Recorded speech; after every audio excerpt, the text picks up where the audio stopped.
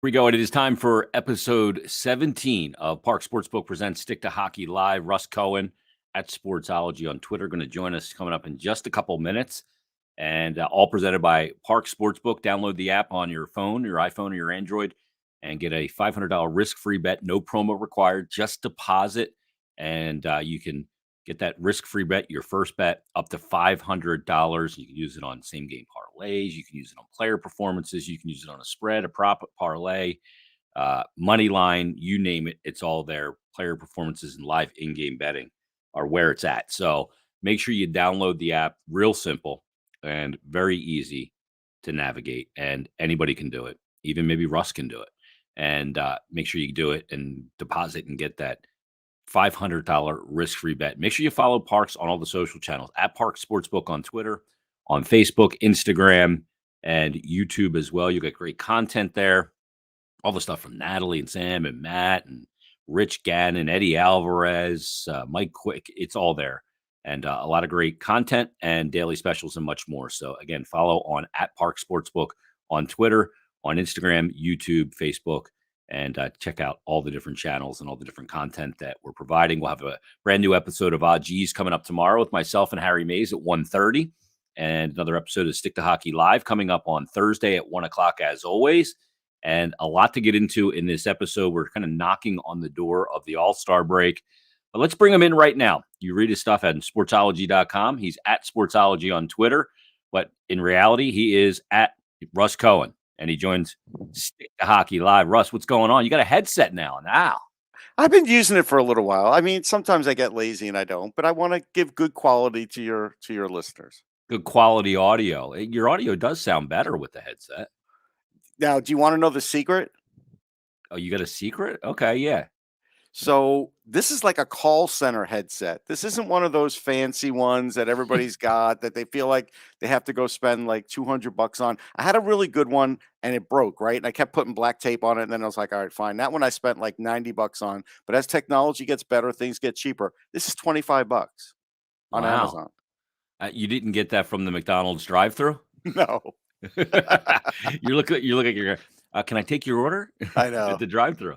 That works though. Russ, a lot to talk about. We're knocking on the door of the All-Star break. You know, I was looking at this week. My wife said to me the other day, she goes, "What do you got this week?" And I said, "All right, let me look." And I looked and I go, "Okay, I got Saturday, Flyers Kings at 1 o'clock. Then I got Tuesday and Wednesday." And then I realized upon closer inspection that Wednesday was actually 8 days later, not this Wednesday. It's Right. the All-Star break. I'm kind of like not on my normal calendar because the NHL calendar still isn't very normal. No, it's true. And I just went through the same thing with my wife. We just a couple hours ago went through the schedule. I was originally going to go to the All-Star game, and then I saw that there were 3 other mega events in Las Vegas at that same time. And since we're still in COVID, I said, no can Hold do. off. Yeah. Hold off. Yeah. I mean, crazy that it's in Vegas. And I mean, because there's a UFC event and there's also the Pro Bowl. That's a lot of people, man. Oh my goodness. And then and there's probably like conventions going on and all kinds of Yeah, stuff. I got scared away, I'll be honest. Yeah, the dishwasher repairman convention's probably happening or something like that. Yep. Did you get up to New York for Henrik Lundqvist's retirement night? I did, and that was great. It was one of those things where, there are those players that I imagine not a lot of people hate Claude Giroux, except for maybe some Flyers fans. I Maybe some imagine not a Penguin lot fans. of yeah, and not a lot of people hate Derek Jeter, even Met fans. And Lundqvist is kind of like one of those guys, and they did a great job. And he's just so humble. It's just ridiculous, but he always was that way. And so the chants of Henrik were great to hear because haven't heard him in a few years. It's going to be the last time, I'm sure. And so that was fun to be there for that because I had been there for that a few other times in my life. But I always tell a story like, and you'll appreciate this because you're a goalie. You know how like when we used to get in the locker room, we'll play Remember When, and let's say it wasn't Lundqvist's day. And let's say it was, I don't know, Marty Baron or Steve Valiquette or whatever. It's probably Valiquette because if he was at the Wells Fargo, he was beating the Flyers anyhow, right? Like we all know, Yeah. he had a great record against the Flyers. And Lundqvist would still be there in the locker room, like next to him, fiddling with his stick, fiddling with his stuff, acting like he was invisible. Nobody would talk to him. He wouldn't, but he wasn't like a like he wasn't like, getting in the way. He wanted the other goalie to get his due, but he was still just sort of in there. And a lot of goalies don't do that. Most of the time, that number one goalie's never there. If it's the backup that let's say started the game, you never see that guy. He's usually gone by the time we get in there. That wasn't the case always with Lundqvist. Yeah. It's amazing. Like you look at him. I mean, he is like movie star looks. And his I brother, mean, it's the same thing. This is yeah, what I tweeted. His parents are cute, and then there's his brother Joel, another model. Like yeah. that's that's what I tweeted. Like he must have like either like hammer toes or bad breath. There's got to be something There has wrong to with be him, something. right? I mean, he's like a handsome guy. He was a great NHL goaltender. And one of the parts, and I know Valley tweeted this out, Steve Valiquette, and Kevin Weeks did as well. They both played with him, and they said next stop Hall of Fame. Yeah, that And was an interesting one. I know. yeah, I mean, look, his numbers are awesome. He didn't win a cup, and he played a long time, and he had opportunities. Got to the final, obviously, back in AV's first year there in New York. But is he a shoe-in Hall of Famer? Because we know that the NHL does not induct a whole heck of a lot of goalies. No, Frankly, and it's embarrassing when it's the most important position in the sport. it is embarrassing, and I had to point that out in the tweet that is not a slam dunk. It would be for me if I was voting Yeah.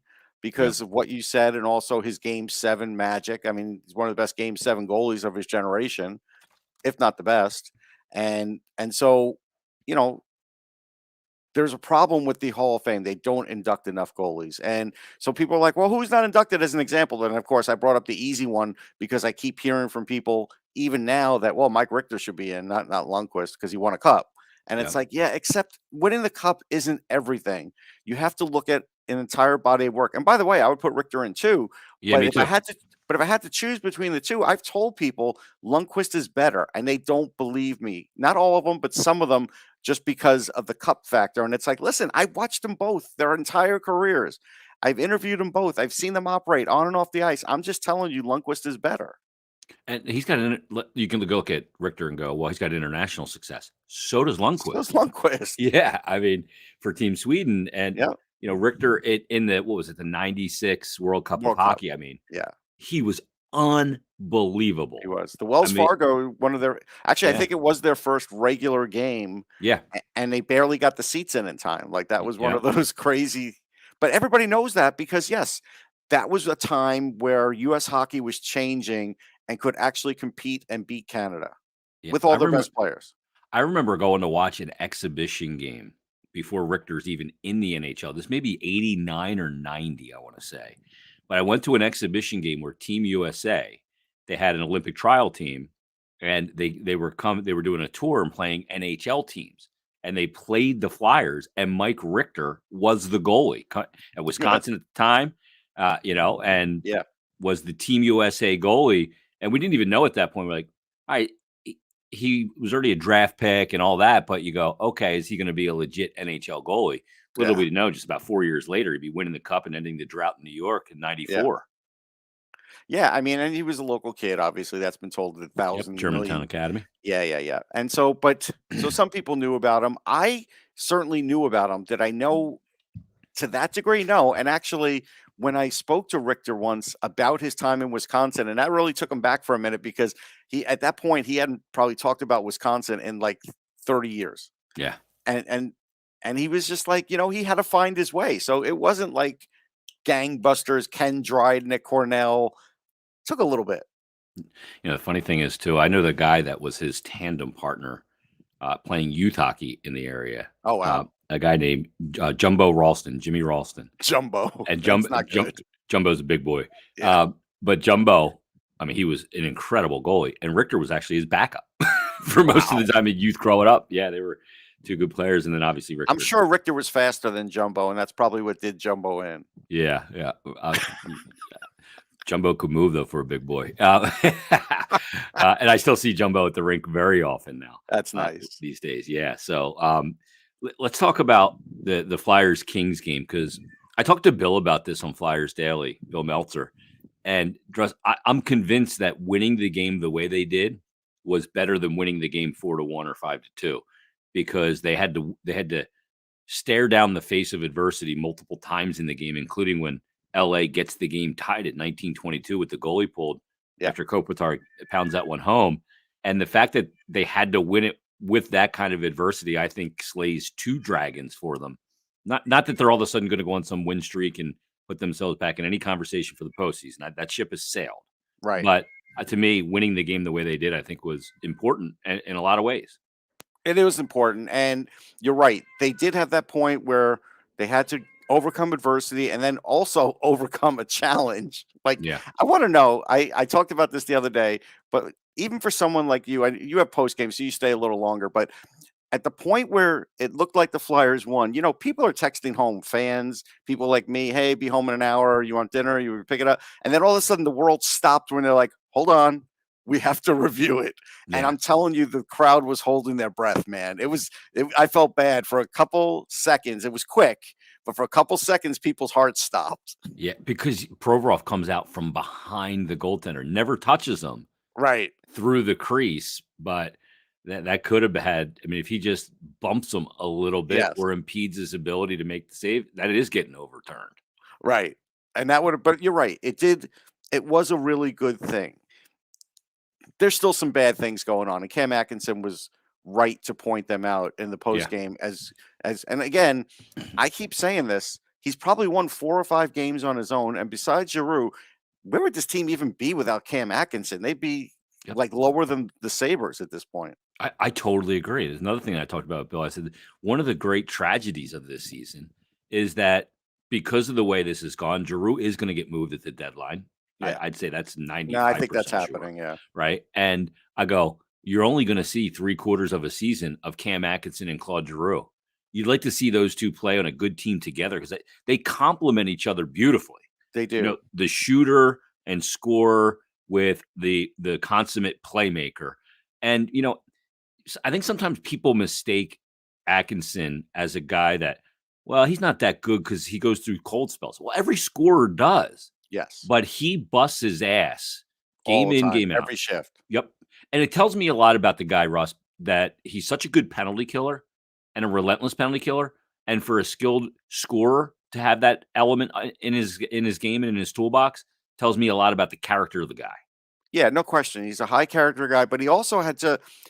I said that was a great play by Giroux and a great goal by him, but it was an entire great shift by Atkinson because he had to go and steal the puck first before any of that could happen. Mm-hmm. And he did.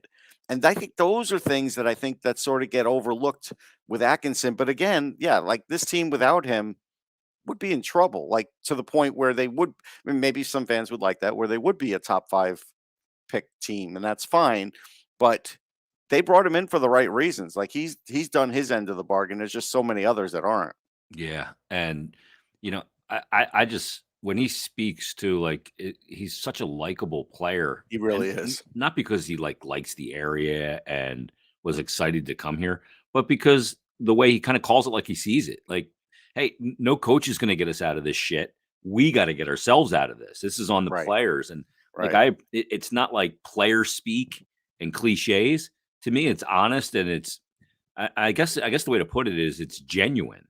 It is genuine. And again, that game had a lot of hiccups. So after the first 20 seconds, the Flyers didn't do anything the whole rest of the first period, and there were bad ebbs and flows in there. And so he was right. He was like, yeah, this isn't cured.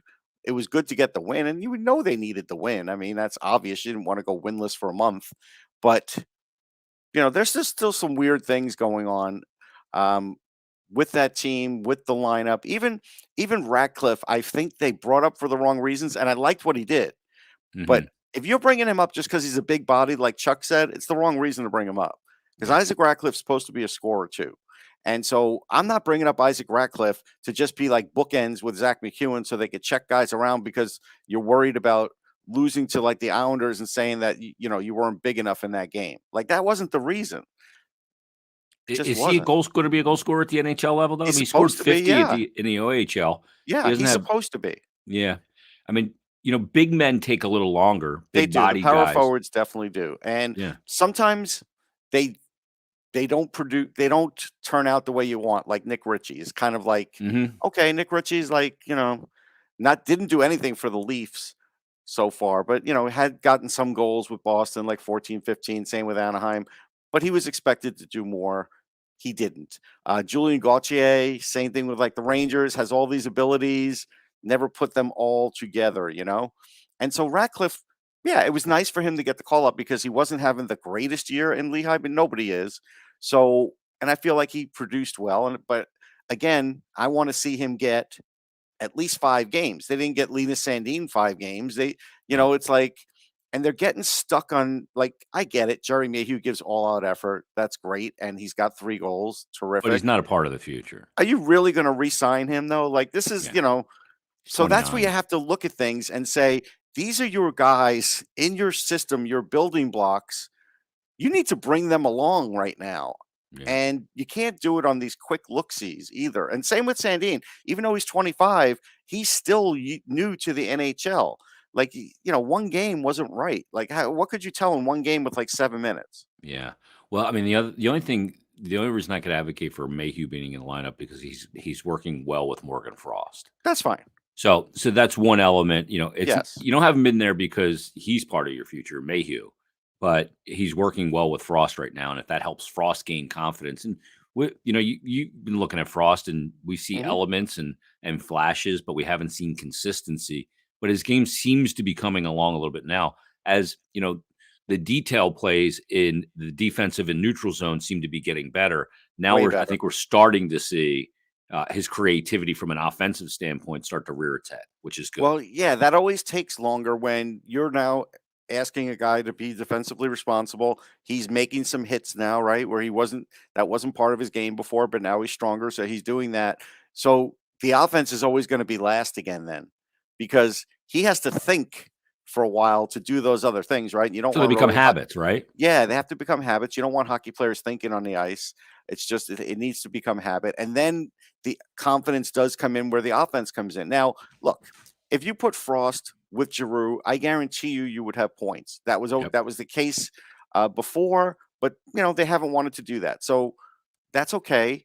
It's going to take a little longer, but already fans are dumping on him. It's like I get that it's a bad year, but again, there was a limit to how really good Frost was going to be anyhow, in the sense that he was not going to be a superstar. So don't act like he's a superstar that's not coming around. Like, That's not don't living up to it. that's not living up to it. I mean, you look at Lafreniere with the Rangers. There's things that happen that coaches do and organizations do that sometimes hold these kids back too. And I'm not saying the Flyers have done that with Frost, but I'm saying what they've done is they're trying to instill that 200-foot game, and that is definitely holding them back offensively, I think. Yeah, and there also is some circumstance there. Obviously, I mean, he barely played for 2 years Yes. because of the injury. He comes in after Couturier gets hurt last year, and in his second game, like a second shift into the second game, he's got the shoulder issue. Then he's got to have surgery and Yeah. everything that goes with it in prime developmental years. Russ, when you look at this team and going forward, and they got to get more guys in the lineup. Perhaps we see Zamula at some point for an extended period. I know he's not having the greatest year with the Phantoms, and as you Hey, alluded to, he's got not many guys 14 are. points. I mean, he's doing Yeah, fine. I mean, okay, let me ask you this. Putting Zamula in there or keeping Keith Yandel in there, who's doing next to nothing other than moving some pucks, making some passes. He has no goals. He's like a minus 24. He can't keep anybody out of the crease. You don't think you're going to get more effort out of Zamula? I'm going to tell you, you will.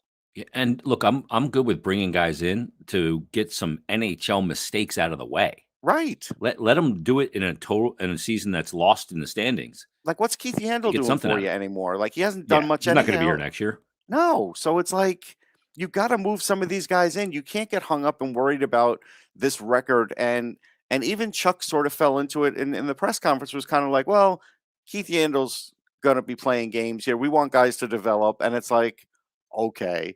I mean, I get the development part, but at least get the look before you decide Zamula needs the development. They didn't get enough of a look yet. Yeah, I mean, maybe as we get beyond the All-Star break, we start to see those things. And Maybe. I think part of it is that you got to see what happens with Ellis. a lot of fans just go, well, just shut Ellis down, make sure he's ready for next year. But I think they want to get a look at him along with Ivan Provorov. I'm sure they would. I just feel like he's going to be shut down though. Yeah, I think you're right. I think it's going to be a surgery at some And point, it's I and do get that too. done sooner than later, so he goes into the off season Yes. ahead of schedule, not chasing getting ready for next season, because that can just set you back again next season. So you might as well do it sooner And and I make think that it's a decision soon. Yeah, and I think it's a coin flip on Couturier getting season ending too, because he was skating the other day, but really slow. Like when the press conference was going on, he was out there and he was Throwing just, around. yeah. Yeah. And maybe that's his last skate before he gets worked on. Like if he doesn't come around, maybe that's why he was doing it. I don't know. But all I know is if they do put these guys out and they do put them on long-term injury, it does help what they could do at the deadline to help improve the future. Because right now, Uh-huh. there is no future for this year. This year's, essentially over as far as winning anything. So now you have to start looking at the other things. And yeah, LTIR could be your best friend so you could eat some money so you can get some better players. Absolutely, I totally agree.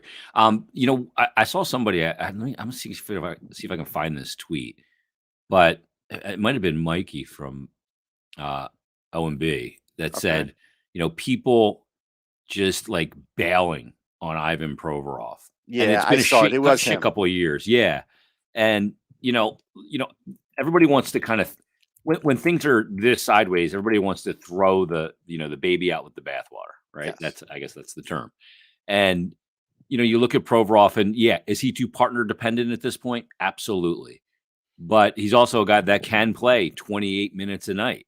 He is a guy that if they can get a partner that can be in there and be healthy with him, then he is a guy that is a major asset that's not easy to find. Not to mention, Russ, he's on a contract that's not, in too detrimental at all.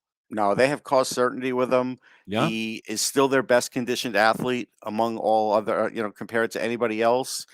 Yeah, he's made a few more errors than he's normally made. He did have a little bit of a confidence crisis, I think, a few weeks ago. I think he's kind of over that. I think it is hard. I mean, again, he's not a 25-year-old. He's not.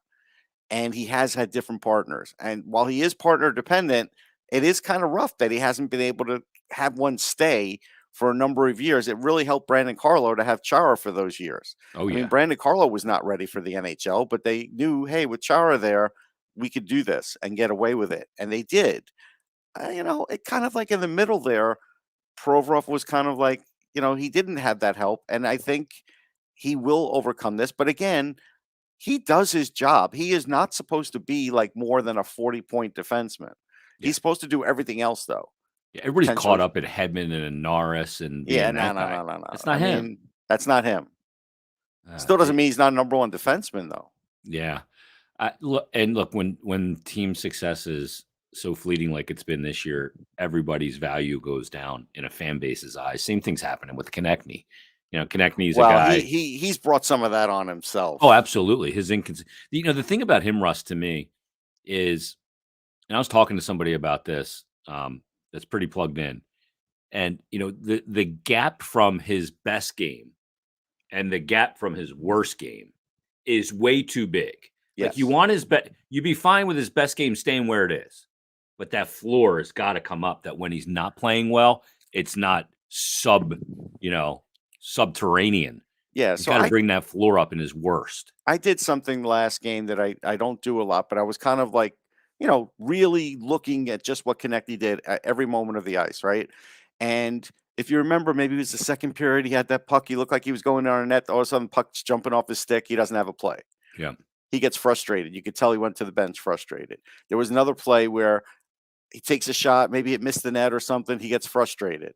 It's like he's definitely more frustrated now than he's ever been. But I also watched him in the defensive zone because, like, that's where my seat is. It's easy to see him. And he basically, all he was doing was jumping from high to low, never touching the puck, never getting his stick on anything. And then all of a sudden, when he was high, the puck went low, and there's shots against Carter Hart there because, the forward's not really playing any defense there. He's just kind of there, misguessing all the time, not checking anybody, not trying to eliminate somebody out of a play, not even trying to have an active stick, really, just kind of there. And that's a problem in his game right now. Yeah, at both ends of the ice, you at as both a ends. Yeah, player, you have to even when you don't have the puck or you're not battling for a puck, you have to make yourself a factor in the play. So offensively, you have to make yourself a movable option, yeah. that they have to, be very aware of. If I you're learned standing that in still, it's easy. basketball. I learned Yeah. that in basketball. A coach taught me that once. He's like, "Look, it's great to have the ball, like, 'cause I was like a point guard." He goes, "But when you don't have it, you've got to keep cycling through. You got to keep moving. You got to keep Yeah. being an option, even if you're just going to pass it again." And that's the same with him, right? You got to keep moving through. You got to have your stick down Mhm. all the time because if someone finds your stick, maybe you'll score. Maybe you'll be able to pass it. But you're right. He's not moving well without the puck at all. Yeah, that's a confidence thing. I mean, you start to watch the game too Yes. much when you don't have that confidence. Absolutely. Let me And ask you about JVR, heart. I looked at his output for the month, right? And if you took out that 2-goal game, it ain't much, man. Yeah, I know. I was gonna say, what did he put out? It's not a lot. Puts out about as much as a nun. Yeah. And it's just, and it's like I do try and watch him in games too, and I'll never see him throw the body just because, hey, it might be a good play. Maybe he gets near the net once or twice a game, maybe.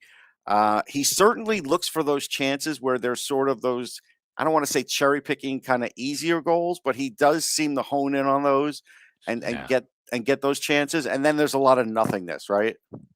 it's all safe space. Safe space. Friend That's a good zone. way to do. Yes. You're not willing to go in there. It's weird because he's not a physical player, but No. in the few times where he does bring a physical edge, his game is way better when he Oh yeah. does. It's not because Yeah. he's an intimidating hitter or anything like that. It's because it's engagement. Right. It's engagement in what's going on out there. You get a little burr up on your saddle, and you're a little bit more engaged, and then you're willing to not stay in the friend zone and in the safe space on the outside. You're going to those areas around the net because if he's not going to the areas around the net, he's not going to give you much. Right. No, that's true. I mean, it's interesting. I remember when they brought in TVR into the camp one year, and that's Trevor Van Riemsdyk, his brother. And I was like, I don't know, does this guy really have anything? Or are they doing this to, just be nice? And honestly, he's a better player than his brother now. He's only 5 points difference from James. As And a D-man.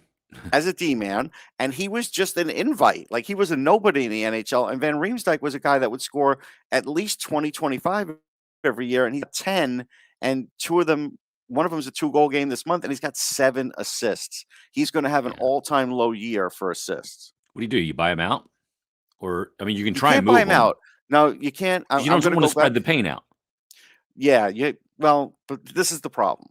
It's the same reason I said the Rangers shouldn't have bought Shattenkirk out. He's gonna go somewhere and do something, and Shattenkirk did. So Yeah, will Van Riemsdyk.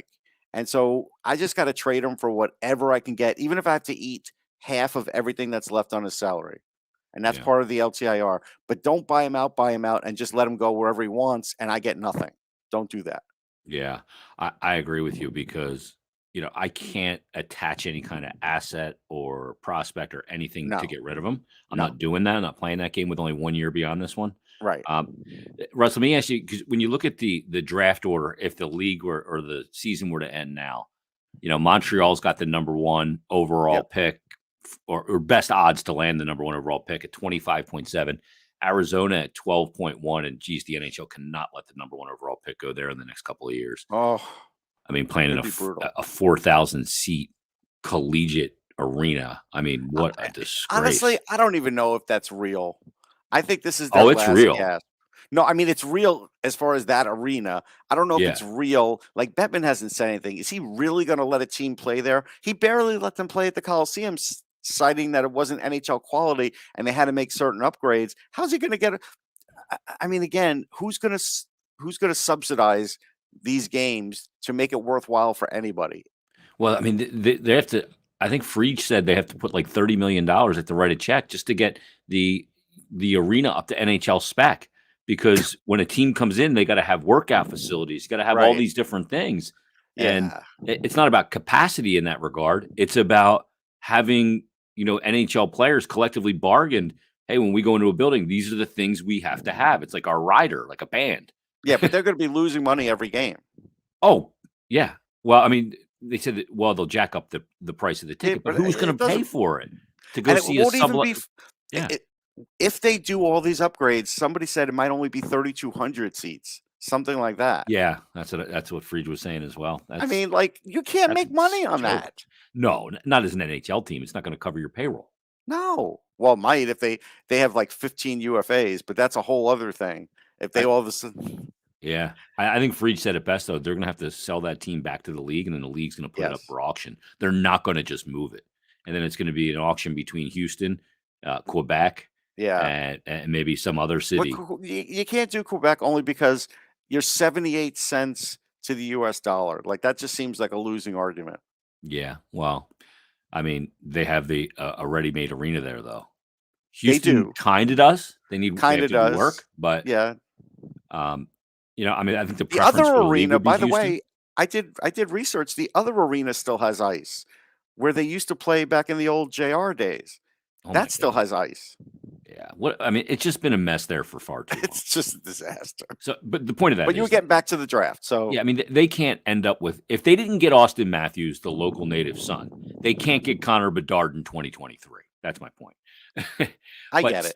Seattle right now, the third best odds to land the number 1 overall pick at 10.9%, 10.9% to land number 2 as well. Then Ottawa, Buffalo, New Jersey, and then the Flyers. Will the Flyers improve those odds to get the number 1 overall pick, or it's going to be hard to? It's going to be hard to, because the other teams are really bad too, and like Buffalo barely even has a goalie now. So as much as you think the Flyers, as much as you think the Flyers can fall, there's not a lot more room to fall. But just as an example, because somebody, I think it was Bill Matt, said, "Hey, number 11 pick, that's that's bad." And I'm like, listen, in this draft, number 11 pick's pretty good. And he's like, "What's failure?" I'm like, yeah, failure is always going to be the path to better draft picks. Like, you don't, most of the time, unless you made some sort of snookeroo trade, most of the time, a really good team's not going to pick in the top 10. So it is the way it is. But like, as an example, there were guys that the Flyers could get. Frankie Nazar from the U.S. national team. He's just a big time playmaker. I wrote a nice article about him for EP Ringside. He's a center. He could be pretty dynamic. He's not going to be a first liner, I think, but I think he's a second liner. And I think there's a lot there. There's defensemen all over the place, but God forbid I mention a defenseman to Flyers fans. The head will drop. Will be like, "Oh, we're on offense." So I'll give a name. Who was the guy you just said, by the way? Frank Nazar. Okay. What about like a guy like Connor Geeky? He'll be like around that area too, right? He will be. The only thing you worry about Geeky is not the best foot speed, but he could exist like the Tyler Toffoli, though. He could exist that way and score goals. He's got great hands. He's got everything else, and he gets from A to B. But it's just, you worry a little bit about that. If Brad Lambert drops, that's the guy who could be really dynamic, but his dad's a little weird. He's Lane's. Lane is his cousin, but he's really fast, could play center or wing. He's not having the year everybody thought he would, but when he was starting the World Juniors until it got shut off, he looked really plugged into that. So maybe he's just not ready to play above his age grade, but at his age grade, he was good. And, this is the guy who people thought could have been the first overall pick years ago. And then, Shane Wright took over. So he's another one. Jonathan Leckermak is a guy who I like at Djurgården, another center, another guy who could score goals, but he also can play make. Swede? I like a Swede. I like him. Well, he may not be a Swede. He may be a Finn playing over there, because the name actually sounds more Finnish. I sometimes get those confused. Joakim Kamel is a guy everybody has really high. I haven't seen enough yet to put him that high. Some people have him as high as 2, so they probably won't get a chance at him. There's Yurov from Magnitogorsk. If they want to go Russian, a right winger. What about Cutter Gauthier? Yeah, Cutter Gauthier is a good one. He'll be there after that pick too, though, I think. And he's been improving. He could play center or wing. I do see some value at center now because he's starting to win faceoffs. He's probably got the best shot in the draft, and he has been making more plays. Like in games that I'm at, he's making some highlight plays now where you say, okay, I see him with his little bit of playmaking now too, now that he's at center instead of on the wing. So if Gauthier is where they're going to pick and that's their guy, I'm good with it. But if you're going to trade down, kind of like what they did with Caulfield to try and get two players, I'm not in favor of it. So I want to get the best player where I am. If I'm the Flyers, I don't want them to move anywhere. And I want to take a guy at the right spot. So if Nazar is there and Gauthier is there, I got to go with Nazar because of the higher end ability, higher end skating. Everything's great on Gauthier, but there's just a little bit more with Nazar. And so I have to go with that. I can't, because again, that has been one thing that's been with the Flyers is they've gotten guys that definitely will get to the NHL, but some of them don't explode at the NHL. And so you have to sometimes go for a little bit more. When you look at, let's look at that real quick. Caulfield and Cam York. We know that that draft, and the Flyers passed on Caulfield not once but twice. He ends up going 15th, I believe, overall in the 19 draft. And you look at him, and he came in with Montreal and had some really dramatic moments, right? Mm-hmm. But all said and done so far, in 39 NHL games, 5 goals, 8 assists, 13 points. Now, I know the team stinks this year, and that's part of it. But when you look, I mean, look, the question on Caulfield was real simple. Size. Is he going to be able to get to places to be able to use that scoring ability? We've seen him have some dramatic plays. A couple of times he's really flying the zone to do it last season. But when you look at Caulfield now, how do you kind of evaluate that draft pick? I still say he was the guy to get because he is just improving his two-way game now. I think there was a slight loss of confidence, which can happen in a young player. Remember, when you get put in the playoffs, you're not being asked to play in your own zone. You're kind of coming in, you're running in there, you're playing all offense. He did great at that. He's got playoff points. So, I mean, that's a pretty big deal. And he did perform well in those playoffs. And then, things did start to go a little sideways simply because he wasn't pulling his own on his own end. And so I think once he starts to do that, he put on muscle. He's definitely faster than he was. I'm not worried about Caulfield at all. Sorry, I hit the wrong button there. That's okay, but I got to run. I appreciate the close-up, though. Yeah. You got to run? Yes. All right. Do your thing. Thanks, Russ. At Sportsology. Thanks, everybody. Is the website. There's Russ Cohen joining us on Stick to Hockey Live. Great stuff. Yeah, I look at Caulfield. I'm still just not sure. Yeah, the ability to score is there, and he's very good at finishing. But that size is going to be a problem. And again, when you look at his numbers, he did have some playoff success, but all said and done, 29 games this season, he's got 1 goal, 7 assists, and 8 points, minus 15.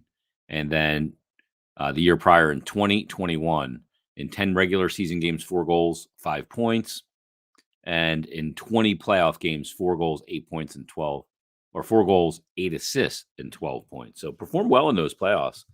Montreal was on that heater, but I'm still not sure. I'm not sold.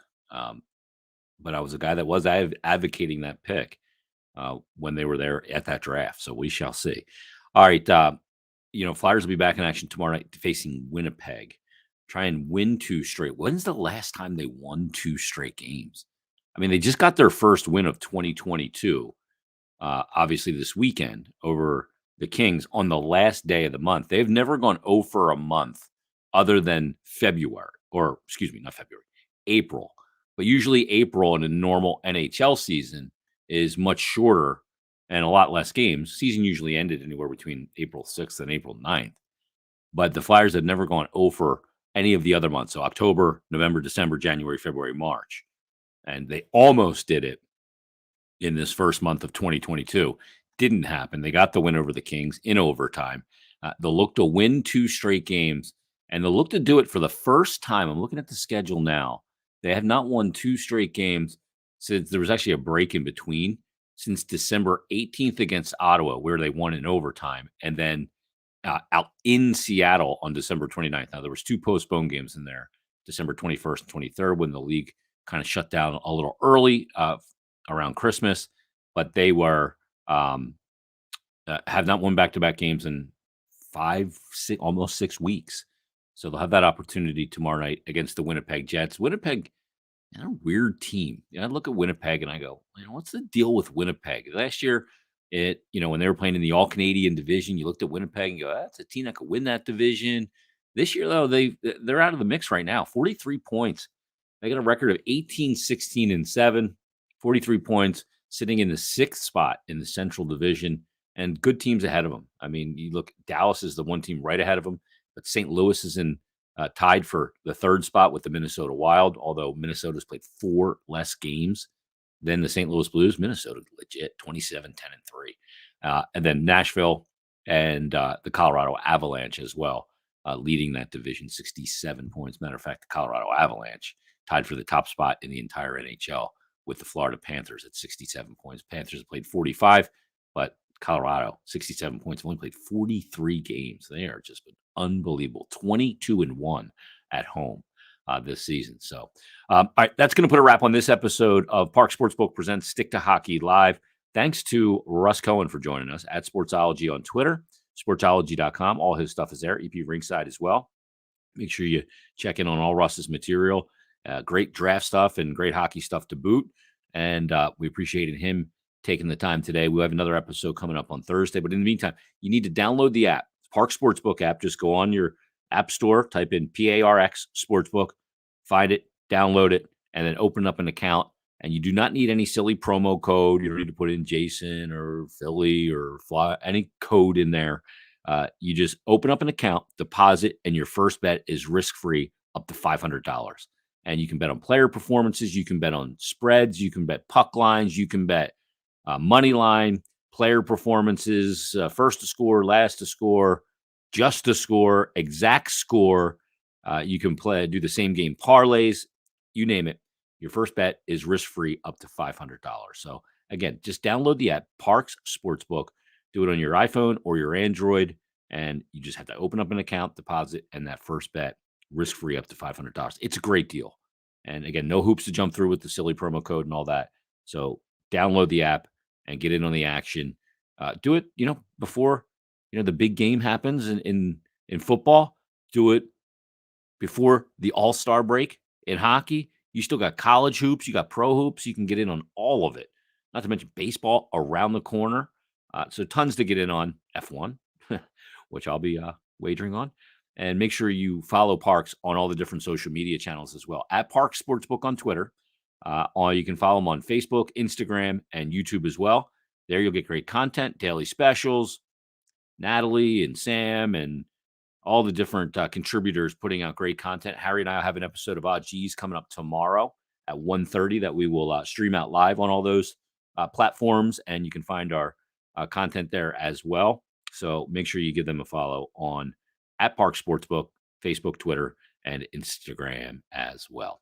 If you are listening via audio, Apple iTunes, Stitcher, Spotify, Google Play, any of those things, make sure you subscribe, leave us a rating and review. We would greatly appreciate that. And if you or your business are looking to start a podcast, you got to go to Wildfire Podcasting. They are our partners, and they're great. They got a great studio in Philadelphia, just outside minutes from Philadelphia, in Clementon, New Jersey. And if you're thinking of a career in sports broadcasting, or you're a company, you want to get your message out there, you want to become the expert in your field, podcasting is a great way to do it. So go to wildfirepodcast.com or email Jim. Jim is the man, Jim Grasso. And his email is jim@wfgnj.com. Jim@wfgnj.com. Tell him I sent you, and your first episode will be free. First show will be totally free. Again, wildfirepodcast.com. Everybody, thanks for listening. Have a great rest of your Monday. We'll talk to you coming up Thursday. Another brand new Stick to Hockey Live